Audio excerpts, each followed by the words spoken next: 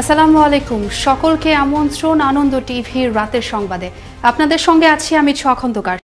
রাজধানী উত্তরায় Polwel carnation shopping মার্কেটের শুভ উদ্বোধন করলেন পুলিশের ইন্সপেক্টর জেনারেল ডক্টর বেনজির আহমেদ। বৃহস্পতিবার সন্ধ্যায় উত্তরায় বাংলাদেশ পুলিশ কোঅপারেটিভ সোসাইটি লিমিটেডের বাস্তবায়নে সংস্কার ও সৌন্দর্য বর্ধনকৃত শপিং সেন্টারটি ফিতা কেটে শুভ উদ্বোধন করেন তিনি। এ সময় অন্যান্যদের মধ্যে উপস্থিত ছিলেন র্যাব মহাপরিচালক চৌধুরী আব্দুল্লাহ আল মামুন সহ পুলিশের ঊর্ধ্বতন কর্মকর্তাগণ। পুলিশের পলওয়েলের একটি প্রতিষ্ঠান, যখন এই মেট্রো রেলের কাজ শুরু হয় তখন মূলত আমাদের কিছু অংশ এটার মধ্যে পড়ে যায়। তো যেহেতু এটা একটা মেগা প্রজেক্ট আমাদের দেশের জন্য, আমি মনে করি একটা উন্নয়নের একটা মাইল ফলো করছে এই মেট্রো রেল। যখন মেট্রো রেল কর্তৃপক্ষ আমাদেরকে বলে তখন আমরা এটাকে ভেঙে ভিতরের দিকে চলে আসি। আমরা মেট্রো রেলের জন্য জায়গা ছেড়ে দিয়ে পুনর্নির্মাণ করে আজকে আমরা এটা উদ্বোধন করেছি। নতুন উদ্যোক্তা সৃষ্টির লক্ষ্যে শুরু হলো রংপুর উইমেন্স চেম্বারের আয়োজনে 5 দিনের প্রশিক্ষণ কর্মসূচি। সরকারের এসএমই ফাউন্ডেশনের সহায়তায় বৃহস্পতিবার দুপুরে নগরের একটি কমিউনিটি সেন্টারে চেম্বার সভাপতি আনোয়ারা ফেরদৌসি পলির সভাপতিত্বে কর্মশালায় প্রশিক্ষক হিসেবে উপস্থিত ছিলেন এসএমই প্রশিক্ষক মুস্তাফিজুর রহমান। এ সময় 30 জন নতুন নারী উদ্যোক্তা কর্মশালায় অংশগ্রহণ করেন।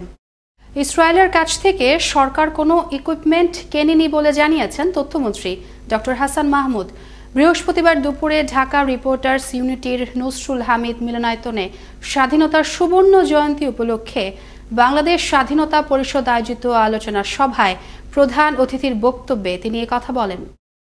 পাবনায় অস্ত্র তৈরির কারখানায় পুলিশের অভিযানে অস্ত্র উদ্ধারের ঘটনার সাথে সাবেক সংসদ সদস্যকে জড়িয়ে সংবাদ প্রকাশের প্রতিবাদে অনুষ্ঠিত হল সংবাদ সম্মেলন। বৃহস্পতিবার পাবনার বেড়ায় স্থানীয় কনভেনশন সেন্টারে আয়োজিত সংবাদ সম্মেলনে নিজের অবস্থান ব্যাখ্যা করেন পাবনা 2 আসনের সাবেক সংসদ সদস্য খন্দকার আজিজুল হক আরজু। বলেন, গত 8 মার্চ পাবনার বেড়ায় একটি অস্ত্র তৈরির কারখানার সন্ধান পায় পুলিশ, যার সাথে তার কোনো সম্পর্ক নেই বলেও জানান তিনি। সমতল ভূমিতে বসবাসরত অনগ্রসর ক্ষুদ্র নৃগোষ্ঠীর আর্থসামাজিক ও জীবন মান উন্নয়নের লক্ষ্য সরকারের প্রাণী সম্পদ উন্নয়ন প্রকল্পের আওতায় গাজীপুরের কাপাসিয়ায় উদ্বোধন করা হলো ঘাসের বাজার।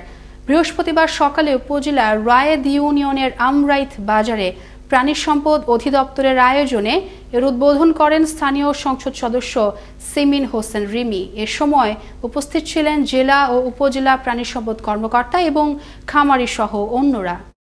বিশ্ব ঐতিহ্য সুন্দরবনে আবারও বেপরোয়া হয়ে উঠছে হরিণ শিকারীরা। বনের মধ্যে ফাঁদ পেতে ও গুলি করে বাঘ ও হরিণ শিকার করছে প্রতিনিয়ত।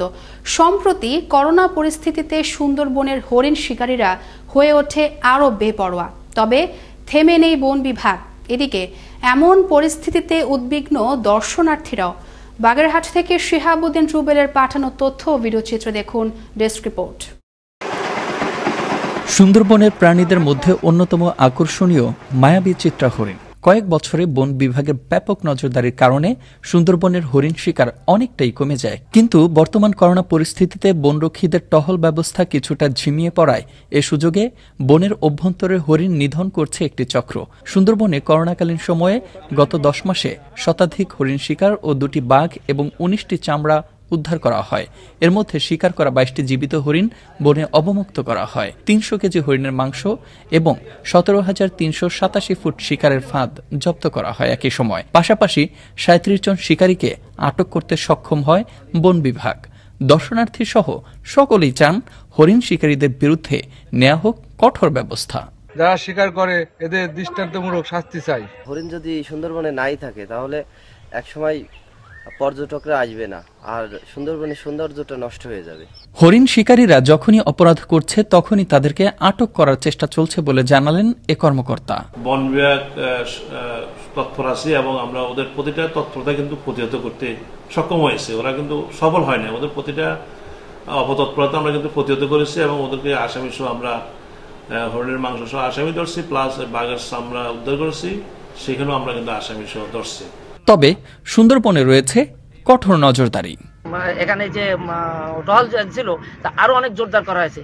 ইনশাল্লাহ আশা করি সহজে পাবে না, তারপরেও একটা বিরাট বন দুর্ঘটনা ঘটতেও পারে। তবে আমরা সবাই যদি সামাজিকভাবে আমরা আপনারা যারা আছেন সমাজে, তারা যদি আমাদেরকে আরো উৎসাহিত করে বা আমাদেরকে যদি ইনফরমেশন দেয়, ইনশাল্লাহ আমাদের সাধ্য মতো আমরা সব ধরনের চেষ্টা চালাবো। সুন্দরবনে বন্ধ হোক শিকারীদের হরিণ ও বাঘ শিকার, এভাবেই তৎপরতা অব্যাহত থাকুক বন বিভাগের। আর বন্যরা বনেই থাকুক সুন্দর। সুন্দরবনের জীববৈচিত্র্য রক্ষায় নেওয়া হোক আরও কার্যকরী পদক্ষেপ, এমনটি প্রত্যাশা সকলের। মুস্তফা কামাল তোহা, আনন্দ টিভি, ন্যাশনাল ডেস্ক। কুমিল্লা জেলা রেজিস্ট্রার কার্যালয়ের আয়োজনে জেলার দলিল লেখকদের শৃঙ্খলা, দক্ষতা বৃদ্ধি ও জবাবদিহিতা জোরদারকরণ বিষয়ে অনুষ্ঠিত হল দিনব্যাপী অভ্যন্তরীণ কর্মশালা। বৃহস্পতিবার সকালে প্রধান অতিথি হিসেবে কুমিল্লা টাউন হল মিলনায়তনে কর্মশালার উদ্বোধন করেন সদর আসনের সংসদ সদস্য আকম বাহাউদ্দিন বাহার। এতে সভাপতিত্ব করেন জেলা রেজিস্ট্রার আনোয়ারুল হক চৌধুরী। বাগেরহাটের মোরেলগঞ্জে রাতের অন্ধকারে এক কলা চাষির 4 বিঘা পরিমাণ বাগানের কলা ও কলা গাছ কেটে দিল দুর্বৃত্তরা। বুধবার রাতে ঘটনা ঘটে। এতে 5 লক্ষাধিক টাকার ক্ষতি হয় বলে জানায় ভুক্তভোগী। এ ঘটনায় ক্ষুব্ধ স্থানীয়রা দুর্বৃত্তদের খুঁজে বের করে কঠিন শাস্তির দাবি জানিয়েছেন তারা। তবে এ ঘটনায় এখনো মামলা দায়ের হয়নি। এই ছিল এখনকার মতো। আনন্দ টিভির সর্বশেষ সংবাদ এবং বিনোদন সবার আগে দেখতে ভিজিট করুন www.facebook.com/anondotv এই পেজে। ধন্যবাদ সকলকে, শুভরাত্রি।